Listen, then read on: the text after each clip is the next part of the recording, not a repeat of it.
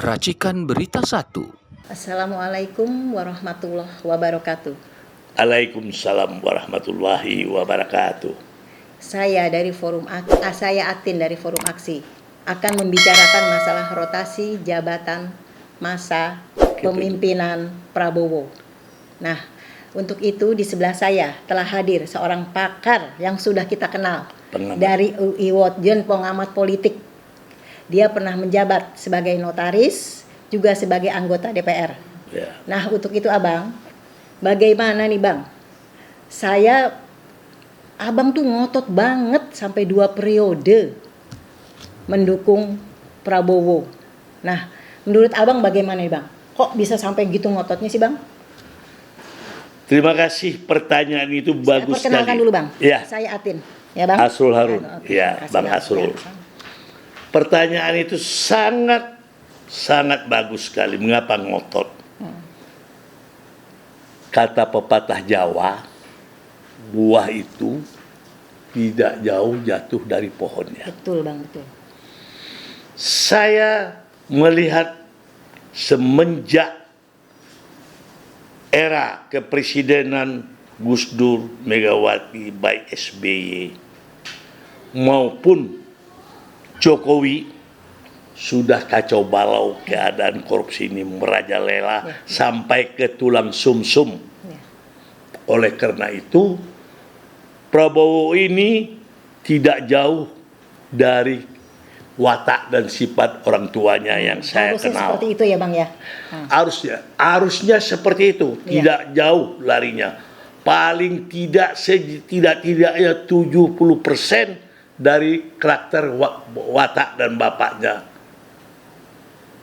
Prabowo, yaitu Sumitro, yang saya kenal dari tahun 50-an sewaktu saya masih kecil-kecil, apalagi keluarga saya yang ada di Medan orang Minang.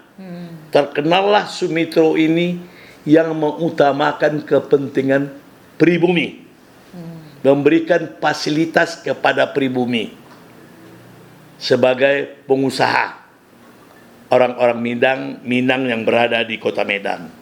Jadi namanya lah yang sering disebut Sumitro. Sumitro. Dan juga di dalam kabinet Soeharto, dialah satu-satunya besan Soeharto atau orang lain yang mengkritik Soeharto terjadi penyimpangan kekuasaan demi pemuasan daripada orang-orang yang dekat Soeharto. Padahal itu besannya. Yaitu pada saat itu dia didudukkan oleh Soeharto pulang kemari menjadi Menteri Negara Riset Indonesia ketiga tahun 1973 sampai 1978. Maret Sumitro ini. Apa kata-katanya yang sehingga jadi polemik di media cetak dan elektronik, TV? Sumitro mengatakan ini proyek-proyek yang dilakukan oleh pemerintah sudah dimakap, kalau tidak salah saya 60%, 50%. Ada yang menyebut 30%. Jadi sebenarnya berapa persen tuh Bang? Karena saya pengamat, saya pelaku bisnis, saya tahunya bisa 100%, bisa 70%. Itu yang dilakukan oleh pemerintah. Yang berani yang menegur itu adalah Sumitro, Menteri Riset. Itu hasil riset dia kemukakan. Oleh karena itulah dalam kesempatan, dan saya ini paling anti kepada korupsi dan narkoba, karena ini merusak hajat hidup banyak anak bangsa ini. Karena dia sudah bisa mencalonkan diri kembali dari Yordania, membuat partai politik, dia ingin memimpin negara ini. Saya terkesan dengan sifat bapaknya yang mengutamakan kepentingan orang pribumi. Rakyat Indonesia lah Bang ya. Terutama di Sumatera Barat itu dia sangat dikenal dia melawannya Soekarno, ikut dia bergabung dengan pemberontak di Sumatera Barat yang disebut PRRI dan Permesta di Manado. Sewaktu dia akan ditangkap, dia larilah ke Sumatera Barat. Sampai Sumatera Barat, dia habis itu dilarikanlah dia ke Singapura. Ceritanya, kalau tidak salah saya, melalui Sungai Dareh ke Jambi sana. Masuklah ke Singapura, dari Singapura dia lari terus ke Hong Kong. Akhirnya dia berlalang buana di Eropa dan Malaysia sebagai penasihat ekonomi, kalau tidak salah saya, Prancis dan Malaysia, penasihat ekonomi. Si Sumitro ini bapaknya itu, karena dia begawan ekonomi dan tamatan Belanda. Kalau nggak salah saya di Rotterdam dulu sekolahnya. Jadi dia itu 2 kali, kalau tidak salah saya, jadi menteri di kabinetnya di zaman era Soekarno, yaitu di zaman jadi menteri keuangan dan perindustrian waktu kabinet Nasir. Pada saat itu Perdana Menterinya Nasir. Pada saat itu adalah kabinet parlementer. Soekarno pada saat itu adalah presiden yang sebagai pelaksana menjalankan negara, inilah Perdana Menteri yang terdiri dari berbagai macam partai politik. Dia duduk sebagai Menteri Perindustrian dan Menteri Keuangan, Menteri Perdagangan. Maka banyaklah orang-orang pribumi mendapat fasilitas diproteksi oleh Sumitro ini. Di pasar-pasar selalu orang mengatakan Sumitro. Itulah yang saya dengar namanya. Apalagi di kalangan keluarga ibu saya. Nah, Sumitro Berarti ini. memang dia benar-benar orang baik ya Bang ya? Ya, mengutamakan kepentingan orang pribumi. Makanya Cina itu dulu tidak berkutik sama dia. Makanya waktu si Sumitro, si Prabowo ini calon dicalonkan menjadi presiden, pada oligarki ini udah pada sakit perut. Sakit perut, jangan-jangan dia wataknya sama kayak bapaknya. Prediksinya seperti itu mereka. Iya. Itulah saya berusaha membantu tanpa diminta. Saya bukan orang Gerindra, tapi saya orang Golkar pada saat itu, untuk dia sukses jadi presiden. Tapi berkat kegigihannya sampai 2 periode. Sampai yang kemarin saya tidak lagi Mendukung. membantu dia, dikarenakan karena Jokowi ini sudah melenceng dari mulai awal sebelum dia jadi presiden. Yang saya baca siapa itu Jokowi, sehingga saya pergi ke Solo 3 hari 3 malam karena dicalonkan oleh PDIP. Waktu jadi gubernur, janjinya tidak tepat, dia tidak akan mencalonkan diri jadi presiden. Maka dia jadi gubernur aja pun cuma 2 tahun. Ada kesempatan dia dicalonkan oleh Megawati. Sebagai pekerja, kata Megawati, Jokowi ini petugas. Ya, petugas partai, termasuk Puan juga. Saya bilang ini orang sudah jadi presiden dibuat seperti ini. Lama-lama ini bisa konflik nanti, harga diri. Saya sebut juga siapa. 2 inilah yang merusak negara Republik Indonesia. Satu PDIP, satu lagi Nasdem. Apa semboyan Nasdem? Yaitu Surya Paloh. Apa slogan Surya Paloh? Nasdem adalah Jokowi, Jokowi adalah Nasdem. Disitulah akhirnya gede kepalanya. Jokowi ini merasa dia disanjung, Didukung. dia merasa orang hebat. Jadi tidak bisa dia kontrol, Menjilat tapi ya Bang ya, menjilat semua. bukan menjilat. Hmm. Kalau menurut saya, membesarkan orang. Kan dibesar, Nasdem adalah Jokowi, Jokowi adalah Nasdem. Oh. Itulah sehingga nggak bisa lupa saya pun terkesima, terbodoh. Kok bodoh benar saudara saya ini Surya Paloh ini. Langsung testimoninya di mana-mana slogannya seperti ini. Saya geleng-geleng kepala. Tapi saya sudah prediksi, ini kalau keterusan Megawati dan si Puan mengatakan dia petugas, ini lama-lama dia rasa terhina. Pasti dia akan melawan dalam hati saya. Ternyata juga konflik. Karena Megawati ini saya anggap dia, pandangan saya dari mulai saya tahu, itu adalah manusia yang sombong. Karena anak proklamator Presiden pertama Republik. Nah, itu saya nggak simpatik. Baik tetangga-tetangganya yang tinggal waktu di masa Cempaka Putih cerita sama saya. Nah, Bang, oke. Ya. Ini Bang, kan nih kita membicarakan Prabowo. Bagaimana Bang? Apakah Prabowo bisa mengikuti sifat bapaknya? Harapan Abang seperti apa? Harapan saya berpedoman kepada buah itu tidak jauh jatuh dari pohonnya. Karena dia anak almarhum Sumitro, minimal setidak-tidaknya 70% watak dan karakter bapaknya dapat. Ya, harus mendukung rakyat Indonesia ya Bang? Iya. Ya, siap.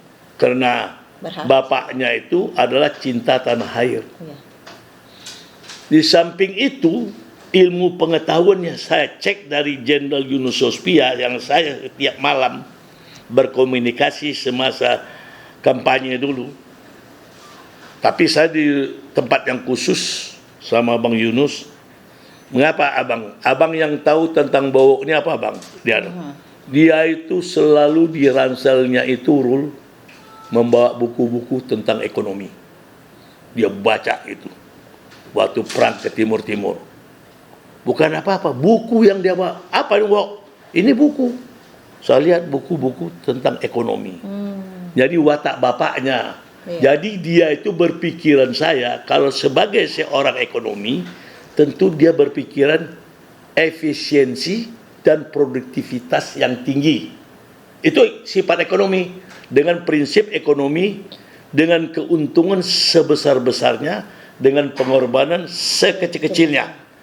Jadi efektif dan produktif, yang tidak bertele-tele. Apalagi dia berpendidikan di Eropa. Cara berpikir orang Eropa saya tahu, karena saya 4 tahun di Eropa, di Jerman dan di Belanda. Jadi caranya Prabowo ini menurut saya sejalan dengan pemikiran Harus ya, saya. Harus mengikuti, paling tidak harus mengikuti bapaknya. Iya, karena dia orang berpendidikan. Iya, betul. Sebab menurut saya, moto saya sewaktu saya muda, slogan dari orang tua yang ngajar, bukan orang tua saya, di kedai kopi dulu, adalah mencontoh kepada yang baik. Yang saya contoh itu yang baik. Kalau yang jelek nggak perlu dicontoh. Nah, itu yang kita ada. Apa yang saya harus ambil? Yang sakti. Ya. Kalau bahasa Pak Minangnya tua. Tua itu artinya sakti. Yang sakti saya ambil. Itu abadi. Nah, itu.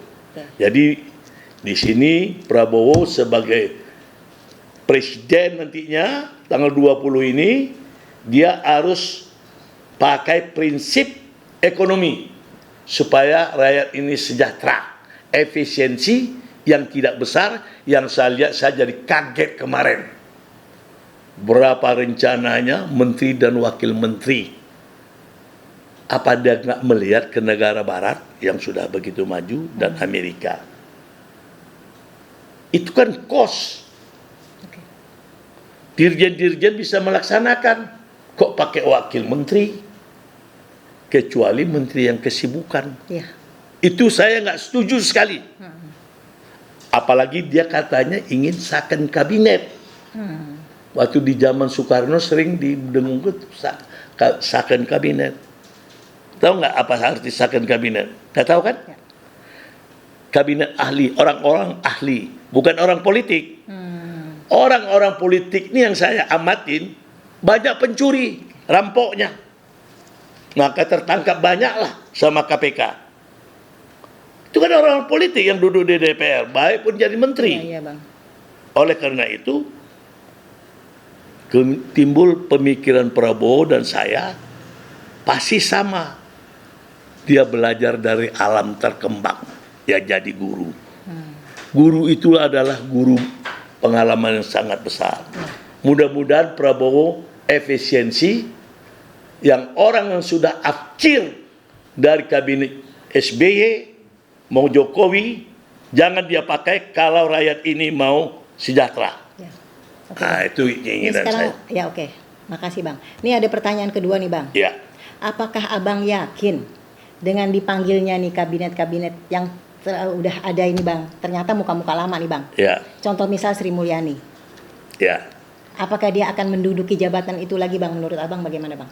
Kalau menurut saya, kalau sudah dapat CP-nya, rekor Sri Mulyani ini, yang benar, jangan yang palsu ya. Karena kesibukannya dia nggak tahu. Disinilah saya utarakan. Ada juga yang tukang juluk, yang marketingnya Sri Mulyani, kan, oh ini bagus dipakai Pak. Pak SBY aja pakai dia. Pak Jokowi pakai dia. Ini kan marketing. Tapi kan Prabowo kan nggak tahu sedetil itu. Tapi saya di luar gelas, semenjak SBY dan Jokowi, saya tahu siapa Sri Mulyani ini. Inilah biang keroknya. Oh. Kerusuhan ekonomi yang dia buat. Dia menduduki kalau ini dipilih lagi berarti 3 periode ya, Bang ya? Iya. Ya, waduh bahaya ya. Ya, dia dua periode, 4 periode. Dari mulai dulu dari Bappenas, sudah itu dia ke Menteri Keuangan, zaman SBY, apa yang dia buat di SBY saya tahu, belum pernah diusut, sudah ada dikatakan termasuk pidana. Wakil Presiden itu yang namanya Budiono yang digugat oleh Maki Benyamin Saiman. Terlibat Budiono, tapi nggak diproses hukum. Karena Budiono ini orangnya, apa namanya tuh, namanya Budiono ini kayak seperti orang nggak bersalah, bukan innocent.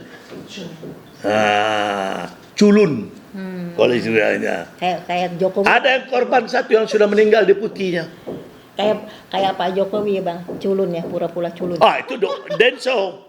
Lain beda. Kalau Budiono orang saintis, Jokowi tidak. Oke. Arogan. Sekolahnya aja pun nggak jelas. Kalau Budiono orangnya memang orang pendidikan, profesor dia. Oke. Ya. Jadi oleh karena itu, belum lagi kasus Jokowi ini. Kan nggak detail masuk ke kepalanya Prabowo ini. Kalau dia angkat Sri Mulyani menjadi Menteri Keuangan atau di kabinet dia, bakal rusak negara ini. Apa kata prediksi orang? Oh, ya, Terbongkar kasus kemarin di Kadin, adiknya si Asif, saya lihat di YouTube, punya utang 2,4 triliun di Swiss, rumah dan vilanya disita. Jangan-jangan kalau dia diangkat untuk bagaimana menarik uang untuk membayar utangnya Asim Joyo Adikusumo yang kena di Swiss itu image orang. Karena Sri Mulyani pandai mengambil duit ini untuk kepentingan bos. Nah, yang tidak terbongkar, tapi terbongkar. Apapun yang namanya perbuatan busuk dan jelek, lambat atau cepat akan terungkap. Ya, Bang, betul. Nah, akan terungkap. Jangan sekali-kali kejujuran itu yang dimintakan oleh rakyat Indonesia. Ya. Oke. Ada istilah Jawanya, kebenaran itu lambat atau cepat akan terungkap. Betul ya, Bang. Kejelekan juga begitu. Klik, ketik, olo ketoro. Oke. Ya. Yang pertanyaan yang ketiga ya, Bang. Ya. Nah, haruskah Prabowo memberikan jabatan kepada para politikus? Boleh kepada politikus, nggak semua ya jabatan kepada politikus. Politikus ini tidak bisa dipercaya perilakunya. Dia maka jadi politikus untuk mencapai tujuan. Dia menghalalkan segala cara. Agama dikebelakangkan. Ya. Politikus. Untung saya orang dididik beragama. Lupa dia mencari duniawi dan kekuasaan pada umumnya. Itu lingkungan kawan-kawan saya, makanya saya hanya bergaul, mempelajarin, oh begini wataknya mereka. Makanya saya dari muda dulu berusaha cari uang. Mereka masuk ke partai, banyak yang kismin. Ada sekarang ini yang kaya. Sampai dari duduk di dewan, duduk di jabatan, dia jadi kaya. Kawan-kawan saya itu yang duduk di DPR. Nah, karena apa? Karena nggak bisa berdagang. Ada yang bisa berdagang, dia jadi kaya, dapat jabatan. Itulah politisi dan pengusaha. Saya masuk, saya udah punya duit.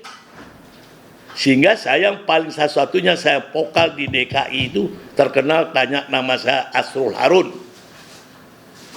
Saya paling vokal. Berapa dinas-dinas itu yang nangis saya buat karena korupsi. Pokok tahu itu bekas gubernur. Jadi sama saya jangan memain korupsi dan narkoba. Saya nggak suka. Saya Nomor cinta satu bangsa. ya, Itu. Ya. Sekian, terima kasih. Ya. Pemirsa yang budiman, Ya. demikianlah penjelasan dari pakar kita, Bapak Asrul Harun, pengamat politik dan juga penasehat hukum. Ya. Semoga apa yang dibawakannya ini bisa membawa ke depannya lebih baik untuk Indonesia ini ya Bang ya. Ya, Memberikan masuk harapan. sampai ke Prabowo. Ya, Ucapan betul. saya ini. Ya, betul. Prabowo bisa mendengar Mendengar ya. dan bisa memperbaiki dan mengikuti bapaknya. Ya, sudah betul. gitu ya Bang. Ya, Oke. jangan merusak Oke. bapaknya. Oke, betul Bang. Oke. Demikianlah, assalamualaikum warahmatullahi wabarakatuh. Waalaikumsalam warahmatullahi wabarakatuh. Ya.